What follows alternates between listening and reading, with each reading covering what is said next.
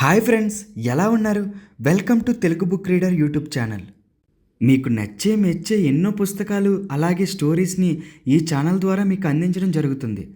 మీరేమైనా కొత్తగా విజిట్ చేసినట్టుగైతే ఈ ఛానల్ని వెంటనే సబ్స్క్రైబ్ చేసుకోండి. అదేవిధంగా మీ ఫ్రెండ్స్ అండ్ ఫ్యామిలీకి ఈ వీడియోని షేర్ చేయండి. ఒక లైక్ కమెంట్ కొట్టండి. చెప్పడం మర్చిపోయాను, మీరు నాతో ఏదైనా మాట్లాడాలనుకుంటే డిస్క్రిప్షన్లో అదేవిధంగా కమెంట్ సెక్షన్లో ఈ ఛానల్కి సంబంధించిన ఇన్స్టాగ్రామ్ యొక్క పేజ్ లింక్ని ప్రొవైడ్ చేయడం జరిగింది. అక్కడికి వెళ్ళి నన్ను మీరు ఫాలో అవ్వండి. చివరిగా ఇంకొక మాట, ఈ పుస్తకాన్ని కానీ మీరు కొనుక్కుని చదువుకుని ఎక్స్పీరియన్స్ చేయాలి అనుకుంటే స్క్రీన్ మీద అలాగే డిస్క్రిప్షన్లో కూడా ఈ పుస్తకానికి సంబంధించిన ప్రోడక్ట్ యొక్క లింక్ని ప్రొవైడ్ చేయడం జరిగింది. అందులోకి వెళ్ళి కొనుక్కోండి. ఇంకెటువంటి ఆలస్యం చేయకుండా పుస్తకాన్ని ప్రారంభించేద్దామా? Let's go. 13 things mentally strong people don't do. మానసికంగా బలవంతులు చేయని 13 పనులు బై ఏమీ మోరిన్. పరిచయం. నా 23వ ఏట మా తల్లి మెదడువాపుతో హఠాత్తుగా మరణించింది. ఆమె ఎల్లప్పుడూ ఆరోగ్యవంతంగా ఉత్సాహంగా పనిచేసుకుంటూ ఈ భూమి మీద చివరి నిమిషం వరకు జీవితాన్ని ప్రేమించిన మహిళ. నిజానికి మరణించిన ముందు రోజు రాత్రి కూడా ఆమెను చూశాను. హై స్కూల్ బాస్కెట్బాల్ టోర్నమెంట్ని చూడటానికి వెళ్ళిన ఆడిటోరియంలో కలుసుకున్నాం. ఆమె ఎప్పటిలాగే నవ్వుతూ మాట్లాడుతూ జీవితాన్ని ఆనందంగా అనుభవిస్తున్నట్టు కనిపించింది. అయితే మరో 24 గంటల్లో వెళ్ళిపోయింది. మా తల్లిని కోల్పోవడం నన్నెంతగానో బాధించింది. ఆమె సలహాలు, నవ్వులు, ప్రేమ లేకుండా మిగిలిన జీవితమంతా నెట్టుకురావాలని ఊహించలేకపోయాను.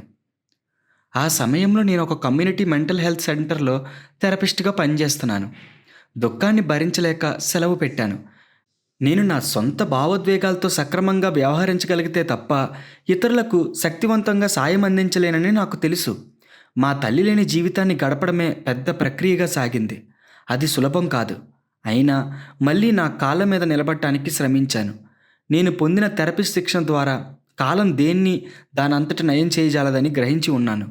ఆ కాలంతో మనం ఎలా వ్యవహరించగలుగుతాం అన్నదే నయమయ్యే వేగాన్ని నిర్ణయిస్తుందని కూడా నాకు తెలుసు. నా బాధను తొలగించుకోవటానికి దుఃఖాన్ని అనుభవించటం అవసరమైన ప్రక్రియ అని అర్థం చేసుకుని శోకంలో ఏడవడానికి, కోపగించుకోవటానికి, నా తల్లి మరణంతో సర్వం కోల్పోయానని విలపించడానికి నన్ను నేను అనుమతించాను. ఆమె ప్రస్తుతానికి లేకపోవడమే కాదు, మన ముందు నా జీవితంలోని ముఖ్యమైన ఘట్టాల్లో సైతం ఉండబోదని నాకు నేను చెప్పుకున్నాను. ఆమె రిటైర్ కావడం, అమ్మమ్మ కావడం కూడా నేను చూడలేనని గుర్తు చేసుకున్నాను. నా స్నేహితుల, కుటుంబ సభ్యుల మద్దతుతో, దేవుడి పట్ల నాకున్న విశ్వాసంతో నాకు ఊరట, శాంతి లభించాయి. క్రమక్రమంగా జీవితం ముందుకు సాగే కొద్దీ విషాద వేదనతో కాకుండా చిరునవ్వుతో మా తల్లిని గుర్తు చేసుకోగలిగాను. మరికొన్నాళ్లకు మా తల్లి 3వ వర్ధంతి సమీపించింది. ఆ వారాంతాన్ని మా అమ్మ జ్ఞాపకంతో ఎలా జరుపుకోవాలో మా ఆయన లింకన్తో చర్చించాను. శనివారం సాయంకాలం బాస్కెట్బాల్ గేమ్ను చూడటానికి మా స్నేహితులు మమ్మల్ని ఆహ్వానించారు. యాదృచ్ఛికంగా ఆ క్రీడ మేము మా తల్లిని చివరిసారిగా చూసిన ఆడిటోరియంలోనే జరుగుతుంది. అది తెలిసి లింకన్, నేను ఇద్దరం కూడా మా తల్లిని తలుచుకుని ఇలా జరుగుతున్నందుకు ఎంతగానో సంబరపడిపోయాం. మా అమ్మ జీవితాన్ని ఉత్సాహంగా గుర్తు చేసుకుని వినోదించడానికి ఇది అద్భుతమైన మార్గం అని నిర్ణయించాం. ఆ రాత్రి ఆమె జ్ఞాపకాలన్నీ సంతోషాన్ని కలిగించాయి. ఆమెను గురించిన జ్ఞాపకాలను పంచుకుంటూ ఆనందంగా మాట్లాడుకుంటూ ఆ సాయంకాలాన్ని ఎంతగా గొప్పగా నడిపాం. మా సోదరి తన బాయ్ ఫ్రెండ్ని పెళ్లి చేసుకుంటుందని మా అమ్మ చనిపోవడానికి ముందు చెప్పిన మాట కొన్నేళ్లకు నిజమైంది. నేను లింకన్ ఆడిటోరియంకు తిరిగి వచ్చి స్నేహితుల మధ్య సరదాగా గడిపాం. మా తల్లికి ఇష్టమైనది కూడా అదేనని మాకు తెలుసు. అక్కడికి వెళ్ళడం మాకెంతో ఆనందాన్ని ఇచ్చింది.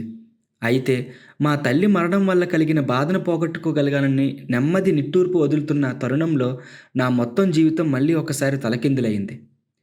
బాస్కెట్బాల్ గేమ్ చూసి ఇంటికి తిరిగి వచ్చాక లింకన్ వీపు నొప్పిగా ఉందని చెప్పాడు. కొన్నేళ్ల క్రితం జరిగిన కారు ప్రమాదంలో అతని వెన్నుముక్కలను కొన్ని పూసలు దెబ్బతిన్నాయి. అందువల్ల అతనికి వీపు నొప్పి రావడం అసాధారణమేమీ కాదు. అయితే మరికొన్ని నిమిషాల్లోనే స్పృహ కోల్పోయి పడిపోయాడు. పారామెడిక్స్ని పిలిపించాను. వాళ్ళు నిమిషాల్లో వచ్చి అతన్ని ఆసుపత్రికి తరలించారు. నేను అతని తల్లికి ఫోన్ చేసి చెప్పాను. అతని కుటుంబ సభ్యులు వచ్చి నన్ను ఎమర్జెన్సీ రూమ్లో కలుసుకున్నారు. అతనికి ఏం జరిగిందో నాకేమీ అంతుపట్టలేదు. మరికొన్ని నిమిషాల్లో ఎమర్జెన్సీ రూమ్ వెయిటింగ్ ఏరియా నుంచి మమ్మల్ని ప్రైవేట్ రూమ్కి రమ్మన్నారు. డాక్టర్ నోట్ నుంచి ఒక్క మాట రాకముందే అతనేం చెప్పబోతున్నాడో నాకు తెలిసిపోయింది. లింకన్ మరణించాడు. అతనికి గుండెపోటు వచ్చింది. అదే వారాంతరంలోనే మా తల్లిగారి 3వ వర్ధంతిని జరుపుకున్నాం. ఇప్పుడు నేనే వితంతువునైపోయాను. అందులో ఎలాంటి న్యాయము, అర్థము లేవు. కేవలం 26 ఏళ్ల వయసువాడైన లింకన్కు అంతకుముందు ఎలాంటి గుండె సమస్యలు లేవు. ఈ నిమిషం ఇక్కడే ఉండి మరు నిమిషం ఎలా మాయమైపోయాడు? మా తల్లి లేని లోటునే ఇంకా పూడ్చుకోలేకుండా జీవితంలో పోరాడుతున్నాను. ఇప్పుడు లింకన్ కూడా లేని జీవితాన్ని గడపటం ఎలాగో నేర్చుకోవాలి. ఈ దుస్థితి నుంచి ఎలా బయటపడగలనో దిక్కుతోచటం లేదు. జీవిత భాగస్వామిని కోల్పోవడం అన్నది ఒక భయానక అనుభవం. వాస్తవంలో ఒక దాన్ని నిర్ణయించుకోలేనప్పుడు ఎన్నో విషయాలు అడ్డుకుంటాయి. కొన్ని గంటల వ్యవధిలో అంత్యక్రియల ఏర్పాటు నుంచి మరెన్నో పనులు చేయవలసి ఉంది. వాస్తవ పరిస్థితి అణగారేంత వరకు కాచుకోవడానికి ఎలాంటి సమయము లేదు. పూర్తిగా మునిగిపోయిన మనోస్థితి. సమయానికి ఆదుకునే మనుషులు ఉండటం నా అదృష్టం. విషాద జీవిత పయనం వ్యక్తిగత ప్రక్రియ అయినప్పటికీ ప్రేమించే స్నేహితులు, కుటుంబ సభ్యులు నాకు ఎంతగానో సాయపడ్డారు. కాలం సులువుగా కనిపించి దారుణంగా మారిపోయే సందర్భాలుంటాయి. పర్వాలేదు, బయటపడ్డామని ఊపిరి పీల్చుకుంటూ పక్కకు తిరిగే లోపల అక్కడ పొంచి కాచుకున్న ఘోర విషాదం కమ్ముకోవచ్చు. విషాదం అన్నది ఉద్వేగపరంగా, మానసికంగా, శారీరకంగా పీల్చి పిప్పి చేసే బలహీనపరిచే అనుభవం. దుఃఖపడవలసిన విషయాలు చాలానే ఉన్నాయి. నా భర్త కుటుంబ సభ్యులు లింకన్ని ఎంతగా ప్రేమించేవారో తెలుసు గనక దాన్ని తలుచుకుంటేనే దుఃఖం ముంచుకొస్తుంది. లింకన్ అనుభవించిన జీవితం గురించి తలుచుకుంటే దుఃఖం. ఇప్పుడు జీవితంలో కలిసి పనిచేయవలసిన ప్రతి పార్శ్వంలోనూ లింకన్ను కోల్పోయిన పరిస్థితి. పని నుంచి ఎంతకాలం దూరంగా ఉండగలనో అంతకాలం సెలవు పెట్టాను. రోజు అడుగు ముందుకు వేయలేకపోయేదాన్ని. అంతా శూన్యంగా తోచేది. అయినా అలాగే పనికి దూరంగా ఎప్పటికీ ఉండగలనా? వేరే ఆదాయం లేదు కనుక మళ్ళీ ఆఫీస్కు వెళ్ళవలసిన నిర్బంధం. 2 నెలల తర్వాత మా సూపర్వైజర్ ఫోన్ చేసి ఉద్యోగానికి తిరిగి ఎప్పుడొస్తావని అడిగాడు. నా కుటుంబ పరిస్థితుల కారణంగా నేను కొన్నాళ్ళు ఆఫీస్కు రావడం లేదని నా క్లయింట్స్కు తెలియజేశారు. ఏం జరుగుతుందో తెలియదు కనుక ఎప్పుడు తిరిగి వస్తానో నిర్దిష్టంగా వాళ్ళకు చెప్పలేకపోయారు. అయితే వాళ్ళకిప్పుడు సమాధానం కావాలి. నేను విషాదం నుంచి ఇంకా కోలుకోలేదు. పెద్దగా మెరుగవడం అంటూ జరగలేదు. అయితే పనికి తిరిగి వెళ్ళవలసిన అవసరం ఉంది. మా తల్లి పోయినప్పుడు శోకాన్ని ఎదుర్కొన్నట్టే ఇప్పుడు బాధను ఢీకొని అనుభవించాలనుకున్నాను. దాన్ని లెక్క చేయకపోవడం కానీ, పక్కకు నెట్టేయడం కానీ చేయదలచలేదు. బాధను అనుభవిస్తున్న ప్రోయాక్టివ్గా, క్రియా సంసిద్ధతతో నయం చేసుకోవడానికి నిర్ణయించుకున్నాను. నా ప్రతికూల భావోద్వేగాల ఊబిలో కూరుకుపోవడానికి నన్ను నేను అనుమతించుకోకూడదనుకున్నాను. నాపై నేను జాలిపడటం, పాత జ్ఞాపకాలను నెమరు వేసుకోవడం సులభమే అయినప్పటికీ అది ఆరోగ్యకరం కాదని నేను తెలుసుకున్నాను. నాకు నేను నూతన జీవితం నిర్మించుకోవడానికి సుదీర్ఘమైన బాటలో నడవాలన్న స్పృహతో కూడుకున్న ఎంపిక చేసుకోవలసి వచ్చింది. నేను లింకన్ కలిసి ఏర్పరచుకున్న కొన్ని లక్ష్యాలను ఇంకా నా లక్ష్యాలుగా భావించాలా అని నిర్ణయించవలసి ఉంది. మేము కొన్నాళ్ళు ఫాస్టర్ పేరెంట్స్గా ఉండాలనుకుని ఒక బిడ్డను దత్తత చేసుకోవాలని ప్లాన్ చేశాం. ఇప్పుడు సింగిల్ ఉమెన్గా బిడ్డను దత్తత తీసుకోవాలా? కొన్ని అత్యవసరమైన పనులకు హాజరవుతూ నా ఫాస్టర్ పేరెంట్ ఆలోచనను కొన్నేళ్లు కొనసాగించాను. కానీ లింకన్ లేకుండా బిడ్డను దత్తత తీసుకోవడంలో ఒక నిర్ణయానికి రాలేకపోయాను. నేను ఒంటరిగా ఉండటం వల్ల నాకని కొన్ని లక్ష్యాలు ఏర్పరచుకోవాల్సి వచ్చింది. బయటకు వెళ్ళి నూతన విషయాలు చేపట్టడానికి ప్రయత్నించదలిచాను. మోటార్ సైకిల్ లైసెన్స్ పొంది మోటార్ సైకిల్ కొన్నాను. రాయడం కూడా ప్రారంభించాను. తొలుత హాబీగానే ఉన్నప్పటికీ మెల్లమెల్లగా అది పార్ట్ టైం ఉద్యోగంగా పరిగణించింది. మనుషులతో కొత్త బాంధవ్యాల కోసం ప్రయత్నించాను. లింకన్ స్నేహితులను నా స్నేహితులుగా కొనసాగించడానికి, లింకన్ కుటుంబంతో సత్సంబంధము కోసము ప్రయత్నించాను. అదృష్టవశాత్తు లింకన్ సన్నిహిత మిత్రులు కొందరు నాతో స్నేహం కొనసాగించారు. అతని కుటుంబం కూడా నన్ను వాళ్ళ కుటుంబంలో భాగంగానే చూడటం కొనసాగించింది. 4 ఏళ్ల తర్వాత మళ్ళీ ప్రేమించే అదృష్టం కలిగింది. ప్రేమే నన్ను వెతుక్కుంటూ వచ్చిందని చెప్పవచ్చు. నేను ఒంటరి జీవితానికి అలవాటు పడుతున్నాను. అయితే స్టీవ్తో డేటింగ్ చేయడం ప్రారంభించాక అదంతా మారిపోయింది. చాలా సంవత్సరాలుగా మాకు పరిచయం ఉంది. మా స్నేహం క్రమేణా బాంధవ్యంగా మారింది. ఆఖరికి ఇద్దరం కలిసి ఉమ్మడిగా భవిష్యత్తు గురించి మాట్లాడుకోవడం ప్రారంభించాం. నేను ఎప్పుడు పునర్వివాహం చేసుకుంటానని అనుకోనప్పటికీ స్టీవ్ని చేసుకోవడమే సరైనదనిపించింది. లింకన్ను వివాహం ఆడినప్పుడు ఏర్పాటు చేసిన తంతు తతంగం, రిసెప్షన్ ఇప్పుడు వద్దనుకున్నాను. నేను మళ్ళీ పెళ్ళాడటం చూస్తే ఆహూతులు సంతోషపడగలరని నాకు తెలిసినప్పటికీ వాళ్ళు లింకన్ను తలుచుకొని వేదన పడవచ్చునని భావించాను. నా పెళ్లి రోజు భారమైన సందర్భంగా ఉండకూడదని ఆశించాను. అందువల్ల స్టీవ్, నేను సంప్రదాయేతర వివాహం చేసుకోవాలని నిర్ణయించాం. లాస్ వేగాస్కు కలిసి వెళ్ళాం. అది పూర్తిగా వినోదభరితమైన, ప్రేమ సంతోషాలు విరబూసిన శుభతరుణంగా భాషిల్లింది. పెళ్ళైన ఒక ఏడాది తర్వాత నేను లింకన్ నివసించిన ఇల్లు అమ్మేయాలని నిర్ణయించాం. కొన్ని గంటల ప్రయాణానికి అవతల ఉన్న ఇంటికి మారాం. అది మా సోదరి బంధువుల ఇళ్లకు సమీపంలో ఉండటంతో జీవితాన్ని కొత్తగా ఆరంభించే అవకాశం లభించింది. ఒక మంచి వైద్య సంస్థలో నాకు ఉద్యోగం లభించింది. ఇద్దరం కలిసి భవిష్యత్తును ఆనందంగా అనుభవించడానికి ఉద్యుక్తులయ్యాం. జీవితం చాలా గొప్పగా కనిపిస్తున్న తరుణంలో మా ఆనంద పయనం మరో వింత మలుపు తిరిగింది. స్టీవ్ తండ్రి రాబ్కు క్యాన్సర్ వచ్చినట్టు తెలిసింది. ప్రారంభంలో క్యాన్సర్ పెరగకుండా చాలా ఏళ్ల తర్వాత జీవించే అవకాశం ఉందని డాక్టర్లు చెప్పారు. అయితే మరికొన్ని నెలలు గడిచేసరికి ఏడాది కన్నా ఎక్కువ కాలం బతికే అవకాశం లేదని తేల్చేశారు. ఆయన విభిన్న మార్గాల్లో ప్రయత్నించాడు, కానీ ఏదీ ఫలితాన్ని ఇవ్వలేదు. రోజులు గడిచే కొద్దీ అతడి చికిత్సకు స్పందించకపోవటం చూసి డాక్టర్లు విస్మయం చెందారు. 7 నెలల తర్వాత అతడు చికిత్సలన్నింటినీ మానివేశాడు. ఆ వార్త తలపై బండలా పడింది. రాబ్ అమితోత్సాహంతో తొణికిసలాడుతూ ఉండేవాడు. విసుగు విరామం లేకుండా వింత వింత వినోదాత్మక కథలు గాథలు చెబుతూ ఉండేవారు. ఆయన మిన్నోసోటాలోని మెయిన్లోనూ ఉంటున్నప్పటికీ తరచూ కలుసుకునేవాళ్ళం. ఆయన ఉద్యోగ విరమణ చేసినవాడు కావడంతో తరచూ మా దగ్గరికి వస్తూ ఒక్కసారి వారాల తరబడి ఉండిపోయేవారు. నేను ఆయన్ను మా అభిమాన అతిథిగా ఎప్పుడు నవ్వుతూ చెప్పేదాన్ని. నిజంగానే ఆయన ఎంతో ఆప్యాయంతో మా ఇంటికి వచ్చే ఏకైక గృహ అతిథి. ఆయన నా రచనలకు పెద్ద అభిమాని కూడా. నేను రాసినవన్నీ చదివేవారు. అది పిల్లల పెంపకం గురించి కానీ, మనస్తత్వ శాస్త్రం గురించైనా దేన్ని వదిలిపెట్టేవారు కారు. తరచూ కొత్త విషయాలు చెబుతూ సూచనలను అందజేసేవారు. రాబ్ 72 ఏళ్ల వయసు వారైనా జబ్బు మనిషి కాతగని యువ వయస్కుడిలా కనిపించేవారు. గత వేసవికాలం వరకు మోటార్ సైకిల్ మీద ఊరంతా తిరిగేవారు. లేక్ సుపీరియర్లో పడస్వారీ చేసేవారు. గ్రామీణ దృశ్యాలను తన కెమెరాలో పొందుపరిచేవారు. అయితే ఇప్పుడు మరి జబ్బు మనిషి అయిపోయారు. ఇంకా క్షీణిస్తుందనడంలో డాక్టర్లు చాలా స్పష్టంగా ఉన్నారు.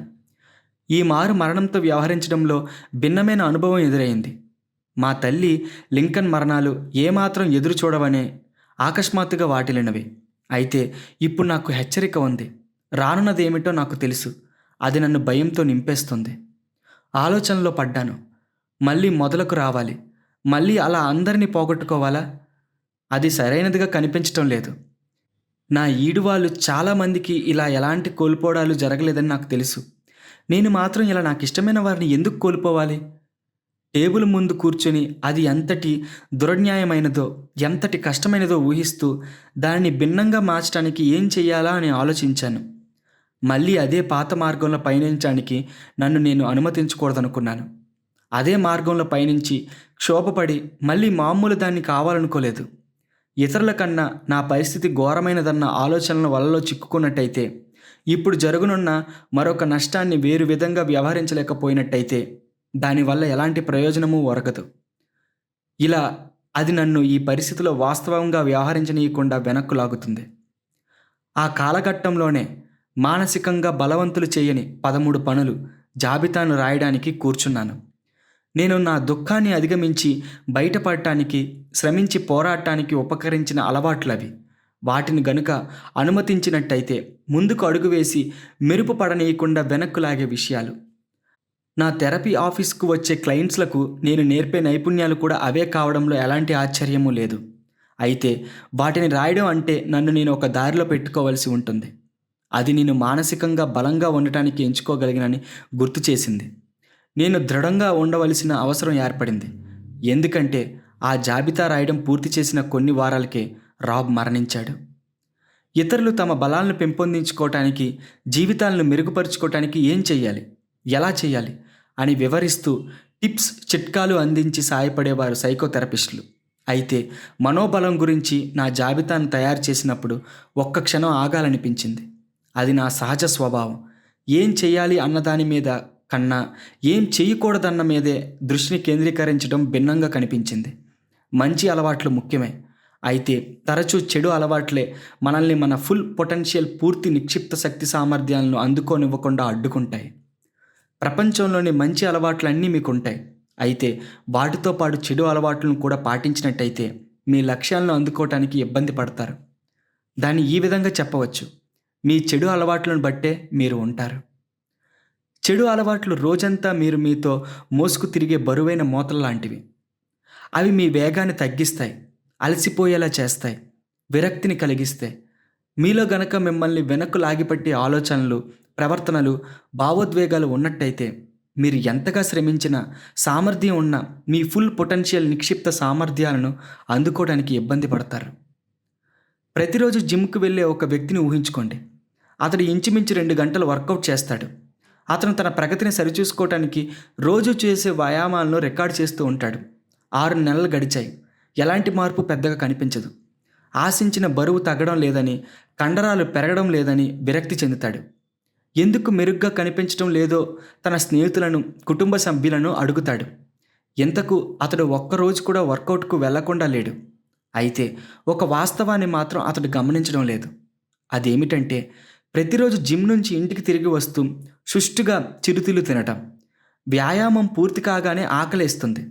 కష్టపడి వర్కౌట్ చేశాను కదా, ట్రీట్ కావాలి అనుకుంటూ తినటానికి ఉపక్రమిస్తాడు. రోజు ఇంటికి చేరేలోగా డ్రైవ్ చేస్తూ 1 డజన్ డోనట్స్ ఖాళీ చేస్తాడు. అసబద్ధంగా కనిపిస్తుంది కదూ? అవును. అయితే మనమందరం కూడా ఈ రకంగా ప్రవర్తిస్తూ తప్పు చేస్తున్న వాళ్ళమే. మనల్ని మనం మెరుగుపరుచుకునే ఆలోచనలతో అందుకు అవసరమైన పనులను కష్టపడి చేస్తూ ఉంటాం. అయితే మన ప్రయత్నాలకు తూట్లు పొడిచే వాటిపై దృష్టిని కేంద్రీకరించడానికి మర్చిపోతూ ఉంటాం. ఈ 13 అలవాట్లు లేకుండా చూసుకోవడం ఒక్కటే మీ బాధల నుంచి మీరు బయటపడటానికి సాయపడదు. వాటిని వదిలించుకోవటం, జీవిత సమస్యలను, అవి చిన్నవైనా పెద్దవైనా, ధీటుగా వ్యవహరించడానికి, ప్రధానమైన మానసిక బలాన్ని పెంపొందించడానికి సహాయపడుతుంది. మీ లక్ష్యాలు ఏమైనా పర్వాలేదు. మీరు మానసికంగా బలంగా ఉన్నప్పుడు మీ పూర్తి నిక్షిప్త శక్తిని, ఫుల్ పొటెన్షియల్ను అందుకోవడానికి మెరుగ్గా సన్నద్ధమవుతారు. మనోబలం అంటే ఏమిటి? మనుషులు మానసికంగా బలవంతులుగాను లేదా మానసికంగా బలహీనులుగాను ఉంటారని కాదు. మనం అందరం కూడా ఒక స్థాయి మానసిక బలం కలిగి ఉంటాం. అయితే దాన్ని అభివృద్ధి పరచుకోవడానికి ఎల్లప్పుడూ అవకాశం ఉంటుంది. మనోబలాన్ని అభివృద్ధి పరచుకోవటం అంటే పరిస్థితులు ఎలా ఉన్నప్పటికీ మన భావోద్వేగాలను క్రమబద్ధీకరించుకునే సామర్థ్యం, ఆలోచనలను అదుపులో ఉంచుకుని సానుకూలంగా ప్రవర్తించే శక్తిని పెంపొందించుకోవటం. మనలో తక్కిన వారికన్నా సులభంగా శారీరక బలాన్ని పెంపొందించుకోవటం పట్ల ఆసక్తితో పెంచుకోగలిగిన వారు కొందరు ఉన్నట్టే, కొందరికి మనోబలం కూడా మరింత సహజసిద్ధంగా వస్తుంది. మనం ఎంత సునాయాసంగా మనోబలం పెంపొందించుకోగలం అన్న విషయంలో అనేక అంశాలు నిర్ణాయక పాత్ర వహిస్తాయి.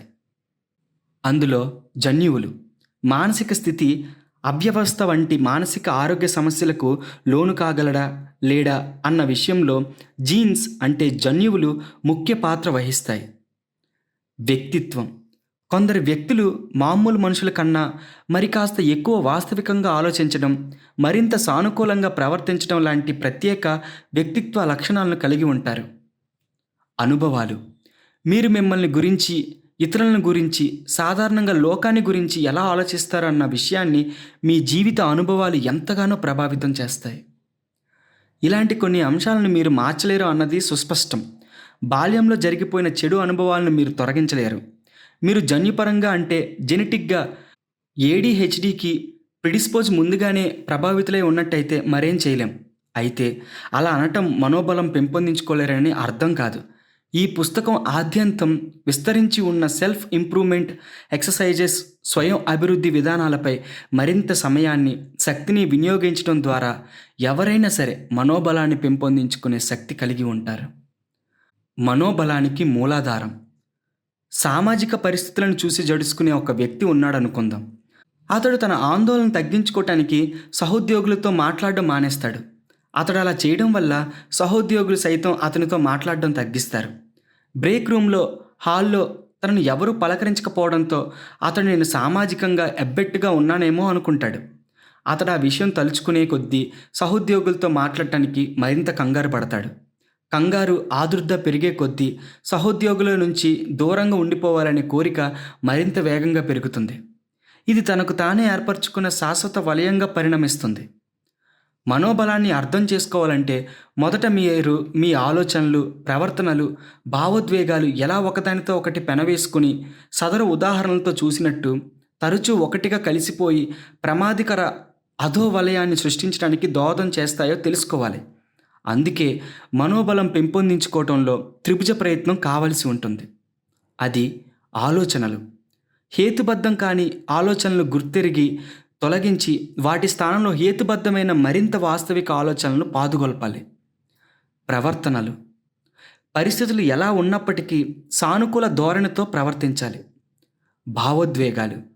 మీ భావోద్వేగాలు మిమ్మల్ని నియంత్రించకుండా మీరు భావోద్వేగాలను నియంత్రించగలగాలి.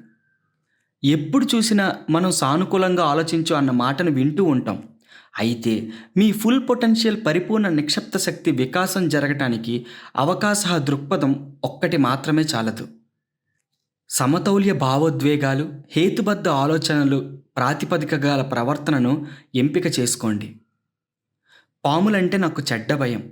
అయితే నా భయం పూర్తిగా నిర్హేతుకం. నేను మెయిన్లో ఉంటున్నాను. ఇక్కడి అడవుల్లో ఒక్కగానొక్క విషనాగం కూడా లేదు. చూసినప్పుడు మాత్రం నా గుండె దడదడలాడుతుంది. వచ్చిన దిశగా వెనుతిరిగి పరిగెత్తవలసి వస్తుంది. సాధారణంగా పరిగెత్తే ముందు నా భయాన్ని హేతుబద్ధమైన ఆలోచనలతో సమతౌల్యం చేసి భయపడటానికి ఎలాంటి తార్కిక కారణము లేదని గుర్తు చేసుకుంటాను. హేతుబద్ధమైన ఆలోచన అడిగిడిగానే నేను పాముకు దగ్గరగా వెళ్తాను. అది సురక్షితమైన దూరంలో ఉన్నంత వరకు. అప్పటికి దాన్ని పట్టుకోగలనని కానీ ముద్దాడాలని కానీ అనుకోను. అయితే నిర్హేతుకమైన భయం నాలో కలుగజేసుకున్నంత వరకు ఆ పాముకు సమీపంలో నడవగలుగుతాను. జీవితంలో మనం మన భావోద్వేగాలను హేతుబద్ధమైన ఆలోచనలతో సమతౌల్యం చేసినప్పుడు ఉత్తమ నిర్ణయాలు తీసుకోగలుగుతాం. మీరు నిజంగానే కోపంతో ఉన్నప్పుడు ఎలా ప్రవర్తిస్తారన్న విషయం ఒక్క నిమిషం ఆగి ఆలోచించండి. మామూలుగా అలాంటి సమయంలో మీరు చేసేవి, చెప్పేవి ఆ తర్వాత పశ్చాత్తాపడే విధంగానే ఉంటాయి. ఎందుకంటే అప్పుడు చేసే మీ పనులు తర్కం మీద కాకుండా భావోద్వేగాల మీద ఆధారపడి ఉంటాయి. అయితే కేవలం హేతుబద్ధమైన ఆలోచన మీద మాత్రమే ఆధారపడి తీసుకునేవి కూడా మంచి నిర్ణయాలుగా ఉండజాలవు. మనం మనుషులం, రోబోలం కాదు. మన శరీరాలను నియంత్రించడానికి మన గుండెలు, మెదళ్ళు ఒకటిగా కలిసి సమన్వయంతో పనిచేయవలసిన అవసరం ఉంది. నా క్లయింట్స్ చాలామంది తమ ఆలోచనలను, ఉద్వేగాలను, ప్రవర్తనలను నియంత్రించే విషయం గురించి ప్రశ్నిస్తూ ఉంటారు. ఆ విధంగా అనుకోవడం ఆపుకోలేకపోతున్నాను. నా బుర్రలో తిరిగాడే ప్రతికూల ఆలోచనలను వదిలించలేకపోతున్నాను. నేను సాధించాలనుకున్న దానిని సాధించడానికి అవసరమైన సమయంలో చాలినంత ఉత్సాహం పొందలేకపోతున్నాను అంటూ వచ్చినప్పుడల్లా వాపోతూ ఉంటారు. అయితే మనోబలాన్ని పెంపొందించుకున్నట్టయితే ఇవన్నీ కూడా సాధ్యమే. మనోబలం గురించిన నిజం. మానసికంగా బలంగా ఉండడం అంటే ఏమిటి అన్న దాని గురించి చాలా తప్పుడు సమాచారాలు, అపోహలు ఉన్నాయి. మనోబలం గురించిన కొన్ని నిజాలను ఇక్కడ చూద్దాం. మానసికంగా బలంగా ఉండటం అంటే కఠినంగా వ్యవహరించడం కాదు. మీరు మనోబలంతో ఉండాలంటే రోబో కావాల్సిన అవసరమో, వెలుపల కఠినంగా కనిపించవలసిన అవసరమో లేదు. దానికి మారుగా మీ విలువలకు అనుగుణంగా వ్యవహరించగలగాలి. 2. మనోబలంతో ఉండటానికి మీరు మీ భావోద్వేగాలను నిర్లక్ష్యం చేయవలసిన అవసరం లేదు. మనోబలం పెంపొందించుకోవడం అంటే మీ భావోద్వేగాలను అణదొక్కడం కాదు. దానికి మారుగా భావోద్వేగాలను గురించి సునిశిత స్పృహను పెంపొందించుకోవడం. మీ భావోద్వేగాలు, మీ ఆలోచనలు, ప్రవర్తనను ఎలా ప్రభావితం చేస్తాయన్న విషయాన్ని విడమరిచి అర్థం చేసుకోవడానికి సంబంధించిన విషయం అది. మానసికంగా దృఢంగా ఉండటానికి మీ శరీరాన్ని యంత్రంలాగా పరిగణించవలసిన అవసరం లేదు. బాధలను లక్ష్యపెట్టారని నిరూపించడానికి మీ శరీరాన్ని దాని భౌతిక పరిమితుల అంచులు దాకా నెట్టడం మనోబలం కాదు.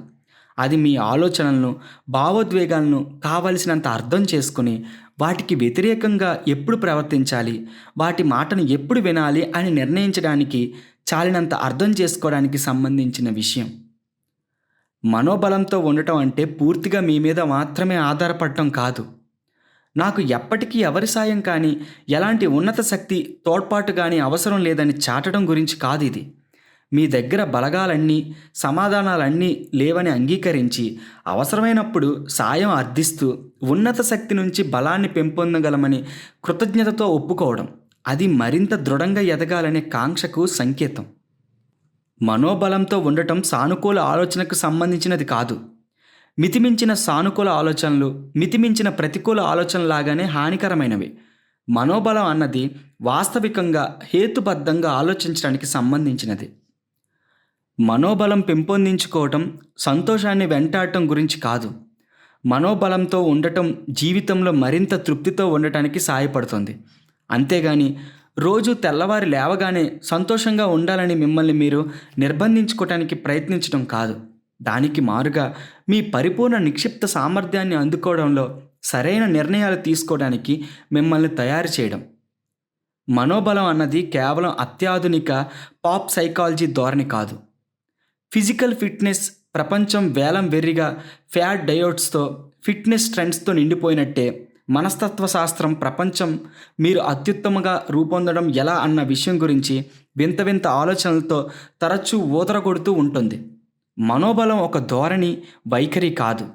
మనుషులు తమ ఆలోచనలను, భావోద్వేగాలను, ప్రవర్తనలను మార్చుకోవడం ఎలా అన్న దాని గురించి మనస్తత్వ శాస్త్ర రంగం 1960ల నుంచి విశేషంగా కృషి చేస్తూ సహాయపడుతుంది. మనోబలం అన్నది మానసిక ఆరోగ్యానికి మరొక పేరు కాదు. ఆరోగ్య పరిరక్షణ పరిశ్రమ తరచూ మానసిక ఆరోగ్యము లేక మానసిక అనారోగ్యము అన్నట్టు మాట్లాడుతూ ఉంటుంది. మనోబలం దీనికి భిన్నమైనది. మధుమేహం లాంటి రుగ్మతలు ఉన్నప్పటికీ మనుషులు శారీరకంగా బలంగా ఉండగలుగుతున్నట్టే డిప్రెషన్, యాంగ్జైటీ, కుంగుబాటు, ఆందోళన లేదా ఇతర మానసిక రుగ్మతలు, సమస్యలు ఉన్నప్పటికీ మానసికంగా బలవంతులుగా ఉండవచ్చు. మానసిక రుగ్మత ఉన్నంత మాత్రాన మీకు విధిగా దురలవాట్లు ఉండి తీరాలని లేదు. దానికి మారుగా మానసిక అనారోగ్యంతో ఉన్నప్పటికీ మీరు ఆరోగ్యకరమైన అలవాట్లు ఎంచుకుని అభివృద్ధి చేసుకోవచ్చు. అందుకు కావలసిందల్లా మరింత కృషి, మరింత కేంద్రీకరణ, మరింత దృఢ ప్రయత్నం. అయితే అది సుసాధ్యమే. మనోబలం ప్రయోజనాలు. జీవితం సజావుగా సాగుతున్నంత వరకు మనోబలంతో ఉండటం సులభమే. అయితే సమస్యలు తలెత్తినప్పుడు ఉద్యోగం కోల్పోవడం, ప్రకృతి వైపరీత్యం, కుటుంబంలో అనారోగ్యం లేదా ఆప్తుల మరణం మొదలైనవి కొన్ని తప్పించరానివి. అలాంటప్పుడు మీరు మనోబలంతో ఉన్నట్టయితే జీవితం విసిరే సవాళ్ళను ధీటుగా ఎదుర్కోవటానికి మరింత సన్నద్ధంగా ఉంటారు. మీ మనోబలాన్ని పెంపొందించుకోవటం వల్ల కలిగే ప్రయోజనాలు: ఒత్తిడిని ఎదుర్కొని త్వరగా బయటపడగలగటం. క్లిష్ట పరిస్థితుల మధ్య మాత్రమే కాదు, మనోబలం నిత్య జీవితంలోనూ చాలా సహాయకారి. ఎదురయ్యే సమస్యలను మరింత శక్తివంతంగాను ధీటుగాను హ్యాండిల్ చేయడానికి మీరు మరింత సన్నద్ధంగా ఉంటారు కనుక అది మీ మొత్తం ఒత్తిడి స్థాయిని తగ్గిస్తుంది. జీవితంలో మరింత సంతృప్తి. మీ మనోబలం పెరగటం వల్ల మీ ఆత్మవిశ్వాసం కూడా పెరుగుతుంది. మీ విలువలకు అనుగుణంగా ప్రవర్తిస్తారు. అది మీకు మనశ్శాంతినిస్తుంది. మీ జీవితంలో నిజంగానే ముఖ్యమైనది ఏది అని మీరు గుర్తించగలుగుతారు. పెరిగే పనితనం.